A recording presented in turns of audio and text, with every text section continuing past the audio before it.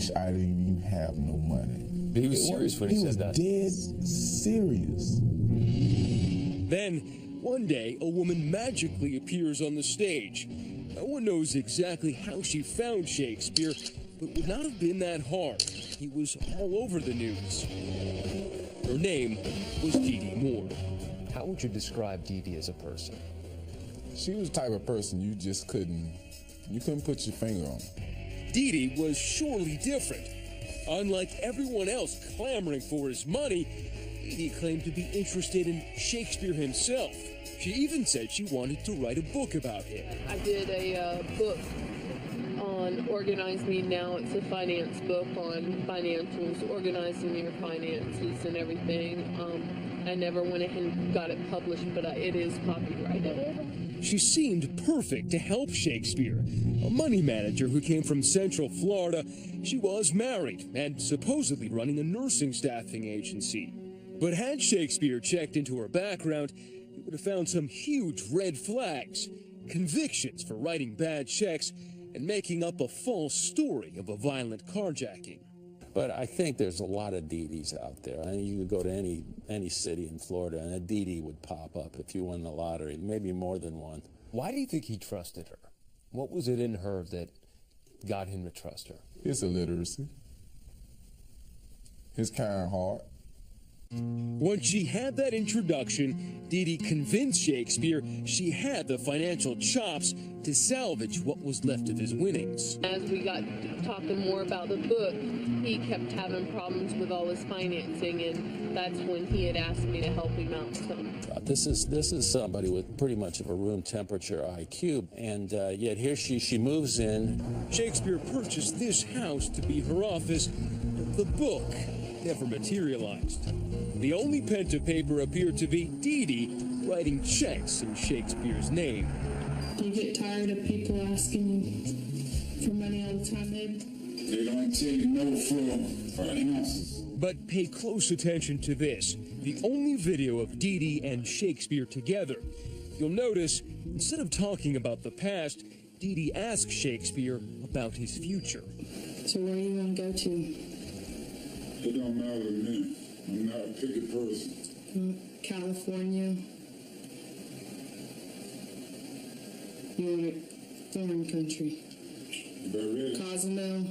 Later on, this video would become critical when detectives came to suspect something sinister. Are you going to miss your home? Yeah, but I miss it, but life goes on. Or does it? Not long after this interview, the man who was everywhere was suddenly nowhere. Shakespeare stopped coming into the barbershop. No one saw him driving around town with Dee Dee anymore either. Where was he? How many cases do you think he worked? 60 to 100 investigations. Where does the Abraham Shakespeare one rank? It definitely has to rank number one. I mean, it's the one that sticks out the most. Detective David Wallace and his team of investigators entered the picture soon after. You knew that something was fishy, but it seemed like you didn't have enough evidence. Correct. With everyone wondering what had happened, Dee Dee was the only one with an answer. I don't want nobody to be able to talk to me. I don't want nobody to be able to track me. And I'll come back every so often. She explained to the detectives and anyone else who asked that Shakespeare had skipped town, tired of people hounding him for cash, just as that videotape she created seemed to suggest. Are you going to miss your home? Yeah, but I miss it, but life goes on. Only one problem. The cops find no corroborating evidence. Shakespeare has simply left on his own. We certainly hope Abraham's alive and well, and he has successfully hidden himself away. But our investigation doesn't lead us to believe that at this time. It's about this time that Dee Dee reaches out to Greg Smith. Turns out, Greg isn't just Abraham's boss. He's one of his borrowers, too. He owes Shakespeare 63 grand. I was going through some bank issues, and I was waiting on the bank to give me a loan. And he was like, well, why don't you just pay me back? Next thing I know, he had papers drawn up in a $63,000 check. The cops would learn that Dee Dee now has a proposal for Greg. Help her avoid the heat she'll help him avoid his debt. Fast forward a few weeks to a most unusual night at the local Cracker Barrel.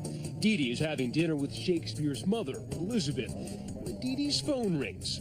She says it's Abraham calling from wherever he is, but in reality, the caller is none other than Greg Smith, Abraham's friend and boss from the barbershop, now in cahoots with Dee Dee. I was like, Mom, how you doing? This Abraham. I'm okay. I just want to let you know I'm okay. And hung up. So that's how he spoke. Just how he slowly talks. and halting. That's just how he talks. Why would Smith do such a cruel thing? He says he thought it was okay because it would make Abraham's mother feel better. What he didn't know was that the cops are already all over Dee Dee. Their surveillance tracks his phone, and a short time later, they pull him over. And this is right after you made that phone call. Yeah, it was like, get out of the car. I said, oh, Lord. I'm like, Lord Jesus, I'm going to jail. So now the cops are questioning the barber and still following the blonde, Dee Dee. At that point, no one could have predicted where the case would go, or that the big break would come from a little can of Red Bull. Stay with us.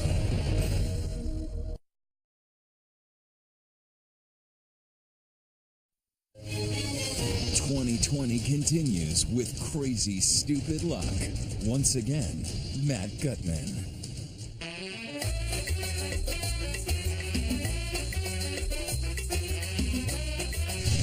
Well, once they started doing lottery in Florida, all of us who lived here our whole lives knew that it was just going to be a recipe for disaster for some people.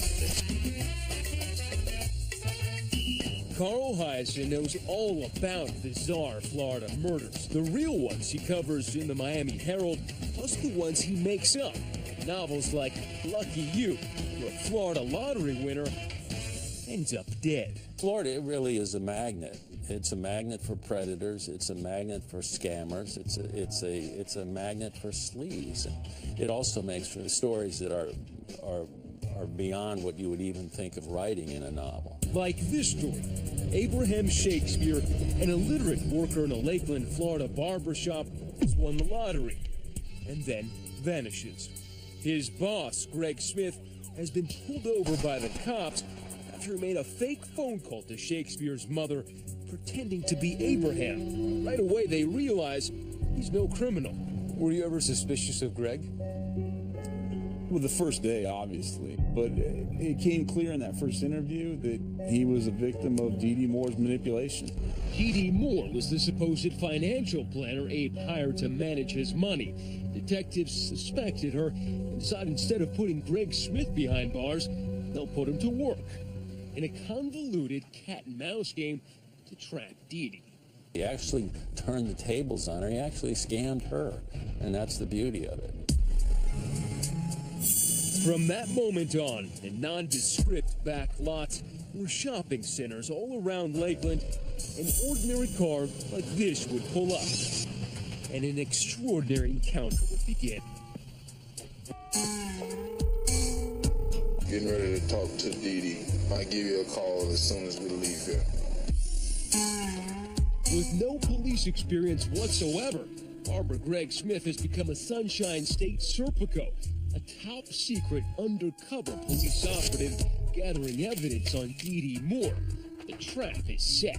Everybody in town seemed to think that he's come to a bad way, but nobody had any evidence. I didn't set a plan out to go catch up. I just told him I'd see what I could do. I think what we should do is come up with a What he did was record hour after hour of conversations with Dee Dee Moore, tricking her with a homemade spy system straight out of James Bond. But an extremely delicate microphone as well. That's brilliant. That's the Dee Dee Moore catch can. He had devised this catch can himself, a recording device inside a Red Bull can.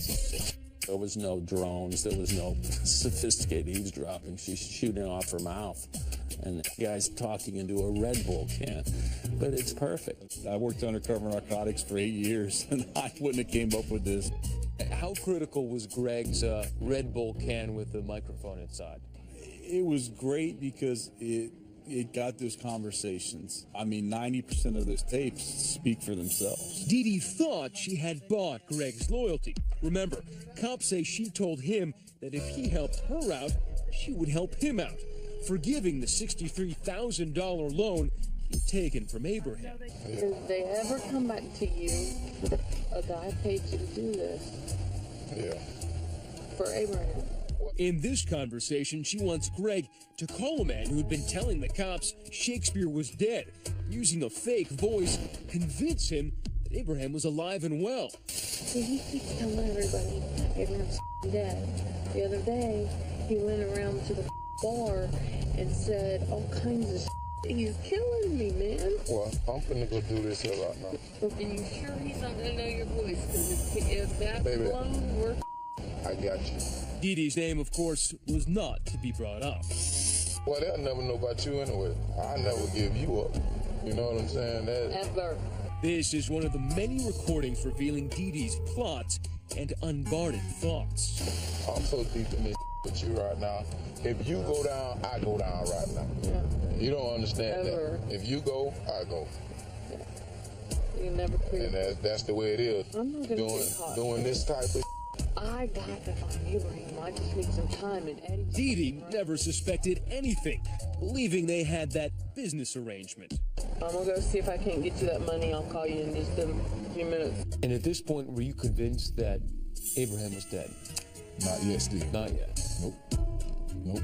Because she hadn't really showed any signs that he was dead. Even though the police said that they suspected her in murdering him. They had a suspicion, but they didn't know. What you think about this damn detective Wallace when I called him? He's still trying to find me. He's still trying to say I found him. So every time he met her, you were there watching? With the exception of 1 or 2 times. Was there ever a point at which you felt like Greg Smith was in danger or threatened? So yeah, there were times that he put himself, just by helping us out, probably did put himself in harm's way. Smith turns into Dee Dee's yes man, agreeing to anything she suggested, even posing as a dangerous drug dealer Dee Dee fabricated and blandly named Ronald. I'm like, well, who wrong? You know what I'm saying? Who is wrong? Well, Ronald is the guy, the drug dealer from Miami that saw Shakespeare. I'm Ronald. Ronald's imaginary. Oh, what a tangled web Dee Dee was weaving. Ronald's connection to everything would be unclear for some time. I don't even know Ronald's last name. Not until another conversation in Greg's car that January. Dee Dee had come not to mourn Abe Shakespeare, but to re-bury him. Just like when we dug my mother's septic tank, all you gotta do is dig some steps in the wall to come out. She asked me would I help her move Abraham's body. I was like, huh? See, the thing is, he's kind of out in the open, like neighbors would be able to see what I'm doing. They ain't gonna be able to see me because I'm gonna hit that about 6 o'clock in the morning. You heard it right. Dee Dee has just revealed to Greg and the cops she knows where the body is. Greg says he suddenly realizes the truth. He's speaking to Abraham Shakespeare's killer. Then she goes on to say, I can show you where the body's at. But the problem is the body's on my property. Just like I think, the goddamn body's still on that property. We're moving the body tonight. When you first heard that, what was your reaction? I mean, I felt like I won the football game at that point. The evidence mounts. On this Walmart security tape, Dee Dee is seen buying a tarp and other items Greg told her he would need. But even more damning, he convinces her to give him the .38 Smith & Wesson pistol used to shoot Shakespeare. She trusted you that much that she handed you the murder weapon. Exactly. What you need to do like that, we need to get that and find all your serial numbers off. Of course, we can't just run out and arrest her. I mean, we still don't have everything. They still need that body. But soon, thanks to Greg, they dig it up right where Dee Dee had told him it would be. on her property under a concrete slab. Cause of death, 2 shots from a .38. Once they found the body, it was over. You know, it was over. He didn't crawl in there himself, and the only one who had a motive to do that was her. Well, you gonna arrest me? That's up to you. I want to know what happened, but that's up to you, okay? The jig is up, but Dee Dee is still dancing. On this interrogation tape, she tries to blame the murder on someone else. That's a common defense tactic, is to come up with a mysterious intruder, a mysterious person, a killer, a bad guy who comes and does the deed and vanishes. Tearing a page from the Jodi Arias playbook, Dee Dee says that drug dealer named Ronald was the real killer, who threatened to kill her if she said anything. That's honestly what he calls himself. Okay. Your mind's moving 100 miles an hour. Dee Dee, it's not feasible what you're telling me. What you're saying is impossible. No one buys the story. Dee Dee apparently forgot she had asked Greg to pretend to be Ronald the drug dealer. She forgets that she had put you up to be Ronald. Exactly. And that you know that he's imaginary. Exactly. She forgot I was Not that smart after all. And imagine her shock when she finds out Greg's been working with the cops all along. Dee Dee, we talk to him 10 times a day. We know every move you make. You start telling so many lies that you trip over your lies, but that's very common. This is just about greed. It's all about greed. Next, the jury hears how Shakespeare lost his wallet before he lost his life. She made it sound like she wanted to clean him out. Stay with us. So if you won as much money as Abraham Shakespeare did, would you let everybody know or try to keep it a secret? Let us know on Twitter. Use the hashtag ABC2020. And we'll be right back.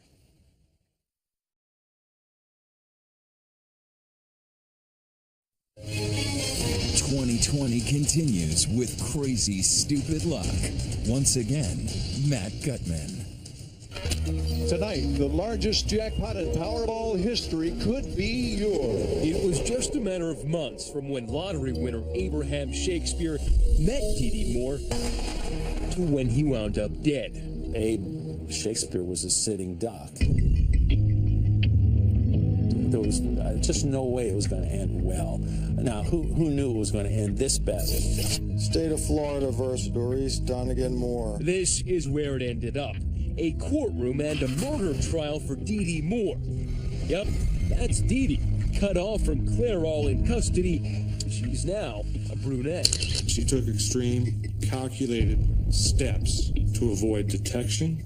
Dee Dee pleads not guilty, and though she never takes the stand, jurors still hear plenty from her in court, in a stream of dramatic, emotional outbursts. Court officials mercifully turned off the microphones, but the judge still had distinctly negative reviews. Just a moment, ma'am. Just a moment. I'm going to tell you once again, you need to compose yourself. You understand that? Dee Dee has reason to be upset. Witness after witness seemed to condemn her from the stand. Everything in this investigation pointed in the direction of one person, and that was Miss Moore. She would pop up at the oddest times with the oddest stories. Santeria Butler, the mother of Shakespeare's youngest child, became a key witness. She made it sound like she wanted to clean him out. Why do you say that? Because she wanted to know about all of his assets, and she was like, I can help you clean him out. Here's how prosecutors say Dee Dee did it. She had her ex-husband, John Moore, who knew nothing about the evil intent, dig a hole in her backyard, supposedly to bury garbage. Later that day, she shot Shakespeare, put him in the hole. Finally, he had a concrete crew to cover that up. Members of the jury, you are about to hear recorded conversations. These recorded conversations are proper evidence. But the case is really all about those secretly recorded audio tapes made by Shakespeare's old friend, Greg Smith. That's Miss Moore getting back in with Mr. Smith. Did he ask him if he's okay or whatever? Yeah. Well, is he still living? The jury hears Dee Dee Moore continuing to instruct Smith to tell people Shakespeare was alive, even though he now knew his gentle friend was dead. You tell him, yeah, he's still living. I said, yeah, he's still living. I said, if anybody want to know if he's still living, yeah, he's still living. Prosecutors say the recordings show Dee Dee's efforts to cover up murder. But I guarantee you, Ronald has killed him. I just know it because the man threatened to kill my son. Here she sounds confused. She's telling Greg about Ronald, the supposed drug dealer who she claims killed Shakespeare. She probably forgot that she'd already asked Greg to pretend to be Ronald. They were doing a big drug deal and Ronald kept turning over his money. I think Ronald killed him for the money Abraham had on it. You call Ronald. You tell this mother, listen here, we finna get you out of this. We need to know where this motherfucker at and if you done did it. It may seem hard to follow the plot of the play in Dee Dee's mind, but it's crystal clear to Greg. There is no drug dealer named Ronald. Did Miss Moore address who to blame if you got caught? Yes, she was addressing the guy Ronald, the imaginary character that she made up. Greg testifies how Dee Dee thought she could fool everyone. For example, when she concocted a fake letter. I'm gonna go to the hotel, write that, go throw it in there, and that's it. It was supposed to be from Abraham himself. Dee Dee wanted Greg to deliver the letter to Shakespeare's mother. She reads it back to him when she's done writing.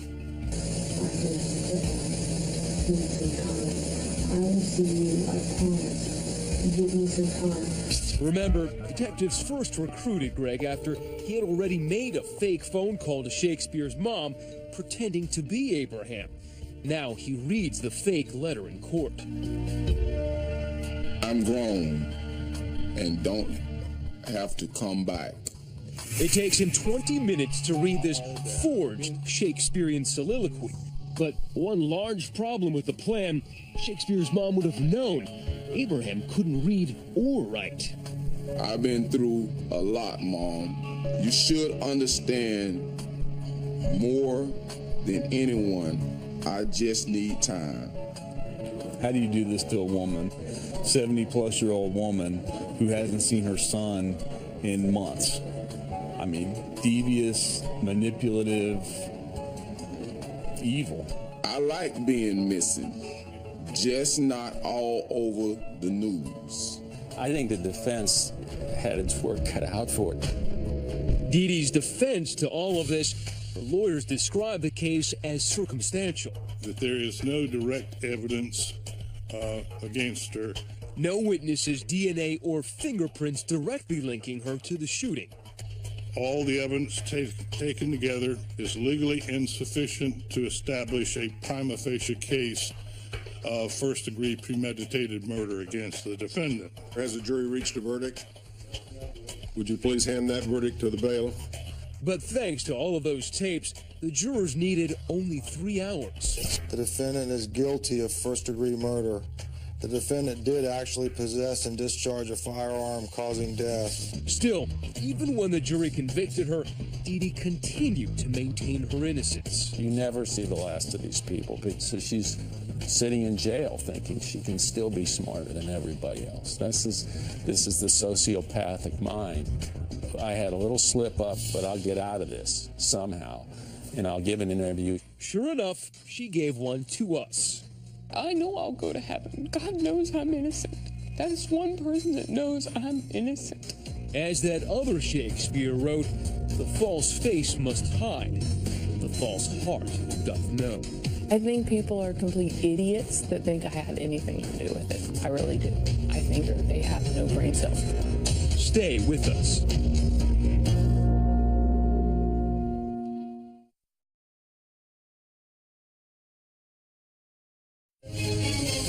This special edition of 2020 Crazy Stupid Luck continues.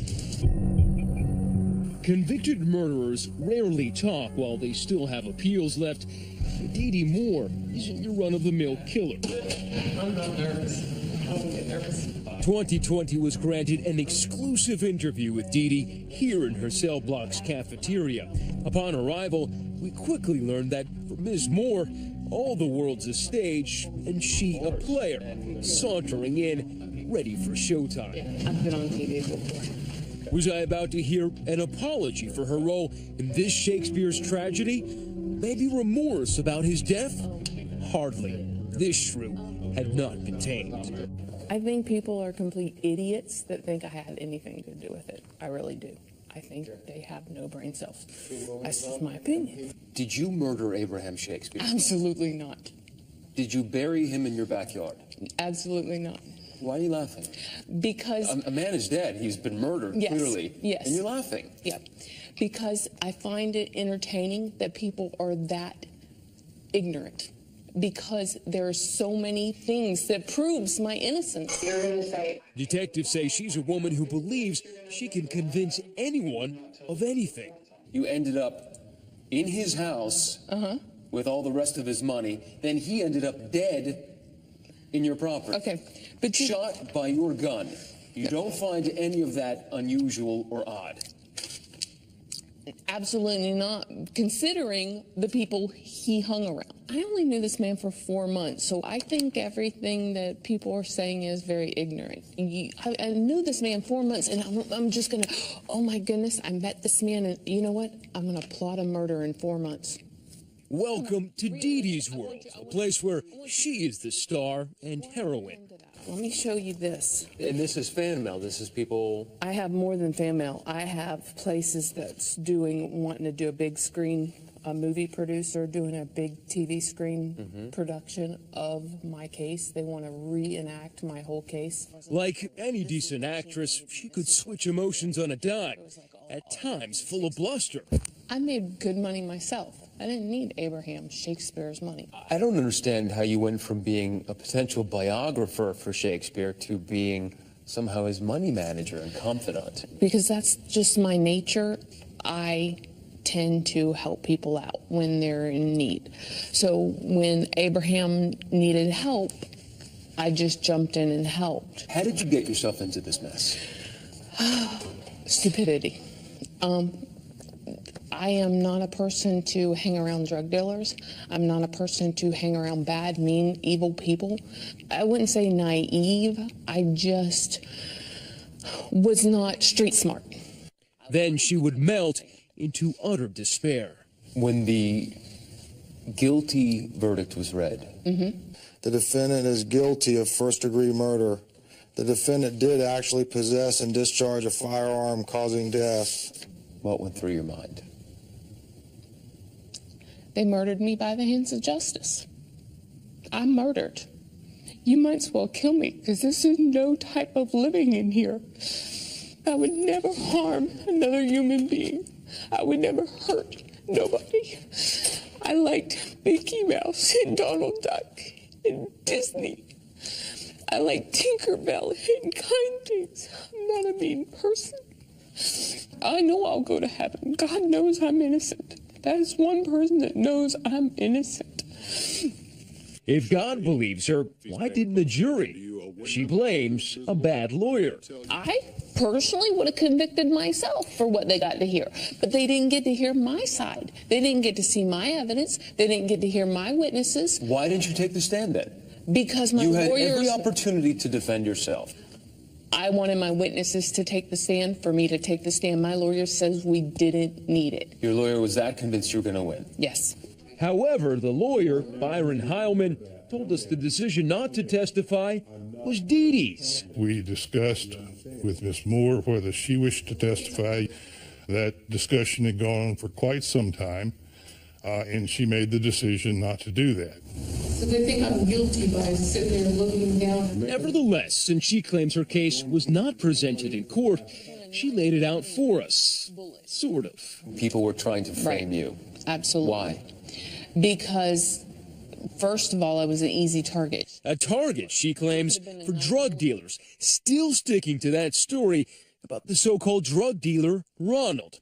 She explained that his band of killers threatened her. They were going to take my son and kill him and chop him up and put him on my doorstep. Who? These guys that the sheriff's department says didn't exist. That we have witnesses that they do exist, and there's blood DNA at the crime scene of them. I can't make up DNA. I'm not a magician. Detectives say they didn't ignore blood at the scene, but say it proved nothing about Ronald. But perhaps most ludicrous, this. Did you ever propose that you would have any sort of sexual relationship with the detective? Absolutely, because Ronald was telling me the detective was playing bad cop, good cop, and he purposely made me flirt with him. He's like, you can tell when he's recording you because he's not recording you when he's flirting with you. He says, flirt back with him and you'll know when he's recording you. So I had to. My life was at stake. Do you understand how listening to you is bewildering? Well, do you understand how listening to you is just, it sounds like a bunch of stupidity? Well, you're just going around and around. I mean, listening to me sounds like stupidity, but you're not making any sense. Okay, that's because you're looking at it the way the court system wants you to look at it. You are trying to convict me. As for those witnesses who corroborated her story, Dee Dee claims these papers are from some of them, but she wouldn't show us or reveal their names. Can we talk to your witnesses? Who are they? You mind if we take down their names and maybe contact them? I'd have to ask my lawyer, but I don't know if they'll talk to you. But I mean, Greg Smith talked to us, so maybe they might. Yeah, but the thing is that I have to ask their permission because they are witnesses in an ongoing case. Like, this is one of, just so you can see it from far away, this is stuff that's not in my discovery. These are witness statements. You understand These that? witnesses don't exist, and that certainly looks like your handwriting. What do you mean? That looks like your handwriting. What you said were witnesses. No, it looks like your handwriting. No, I don't think that these witnesses exist. Yeah. As our time ran out and Dee Dee saw the curtain falling on this performance. We're just trying to help you. Yeah. You want me to get the story straight. I'm happy to investigate it. You're not. Why don't you give us the witnesses and then we'll have evidence of Ronald actually existing. Thank you. She dangled one name as she exited stage right. Much. Her first name is Deanna. I'll give you that. Deanna. Deanna. We asked the detectives about Deanna. They say it was just Dee Dee's latest concoction, a final parting lie from a convicted murderer who was set to spend the rest of her life behind bars. As for Greg Smith, the man who played the fool in order to put Dee Dee away, you can find him back in the barbershop, still cutting hair.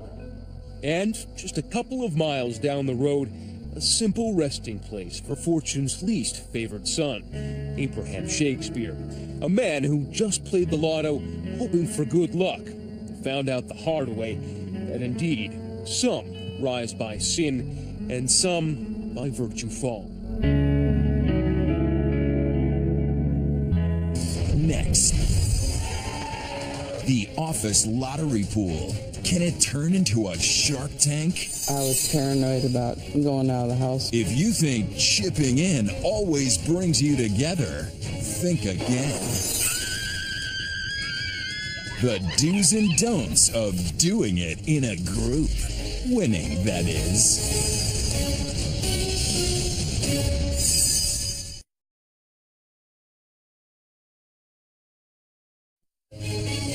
2020 returns with crazy, stupid luck. All right, I've got good news and bad news. Let's start with the good. You've just won a big lottery. Now the bad, you've got to split it with everyone in your office. So take a look at this before you chip in on the next office pool where you could be swimming with the sharks. Here's Cecilia Vega. How would you react if you won the lottery? Like this, right? Well, check out these folks from Toms River, New Jersey. They call themselves Ocean 16. They're a group of 16 government workers who just last month announced to the world they were millionaires. We're very happy, as some of my friends would say. They banded together to buy a ticket for the $448 million Powerball drawing. I hope you got those tickets. Good luck. Lo and behold, they won. Ocean 16 looks an awful lot like this group. The Lucky Seven. 7 co-workers from Queens whose ship also just sailed in. How do you feel winning all that money? All in all, pretty damn lucky. The truth is, though, these folks are all actors, the stars of the new ABC TV program, Lucky 7. But on the show, premiering in 2 weeks, winning the lottery isn't the end of the story, it's just the beginning. You okay back there? The drama is what happens next. In real life, it's a story you don't hear that often. What happens for all those people we see on TV once the jumping up and down and smiling for the cameras finally comes to an end? It was a bit of a surprise for this group, also known as the Lucky 7, co-workers in a medical lab in Orange County, California. And I'm looking at the numbers and I'm looking at the ticket. And I said, holy I think we won the lottery. Jennifer Habib says the first big shock about winning was how uncomfortable she quickly felt. I was paranoid about going out of the house for a while. The pictures by that time had been taken and were in the paper, and I didn't want to be identified. That's part of why she and all her coworkers soon quit. Sure, they didn't need the job, but they say being there made them uneasy. When you win the lottery, it throws you into such a conundrum of other problems that you can't even begin to anticipate. And it's really hard when you've never been exposed to that kind of money at any one time. With their newfound freedom, one coworker split the money with a spouse and promptly got divorced. One moved to the Philippines and took up pig farming. None of them anticipated getting sued for a share of the loot, but it happened. A jealous coworker tried to convince a judge that he was part of the group, even though he was off the day they purchased the ticket. The judge didn't buy it. Turns out, it's not uncommon. In Elizabeth, New Jersey, the hard-hatted 5 construction workers weren't fighting someone outside of their group, but the guy who bought their winning ticket in the first place. He tried to claim he picked the lucky number separately from his group purchase, but he couldn't prove it in court, and everybody kept their booty. But in Indianapolis, Indiana, the sensational stylists are still waiting for a judge to sort out who gets what in the case of a group of hairdressers in a similar tangle. They can't agree if the winning ticket was bought for the group or not. At this real estate office in Plantation, Florida, though, it's a very different story for the Good Samaritans. And there it is, our $1 million Powerball check. When a group of workers here got their Powerball winnings, there were no lawsuits. This is what I bought with my money. With my money, I brought a new car. I got basic eye surgery. Now I'm 20/15 vision, perfect vision. Beyond the normal life-changing purchases for themselves, though, these folks made life different for others. First, there was Jen Maldonado. There's our lucky charm. She was brand new to the office and hadn't contributed to the pool.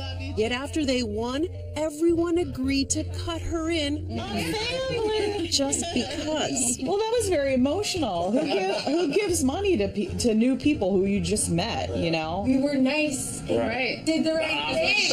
But that was only the start. It became a huge Pay It Forward campaign. They gave money to strangers, a $100 tip to a waiter, big contributions to charity. It's a feeling I can't even explain.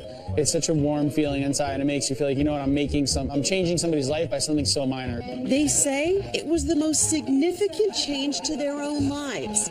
So, this month, when these 2 new workers started at the office, they decided it was a sign. Well, we're going to buy 160 Powerball tickets. They pulled up once again. The goal being not just to win, but to have so much more money to give to others. I won't forget about you. We made our last clerk really happy. We have got our, in this pile somewhere, winning Powerball ticket. Alas, much as we would like to tell you they won again, they did not. But the good vibes at the office go on. And as for Lucky 7, bring me the money! This will open over my dead body. Well, you'll have to tune in 2 weeks from tonight to find out what's ahead for those folks.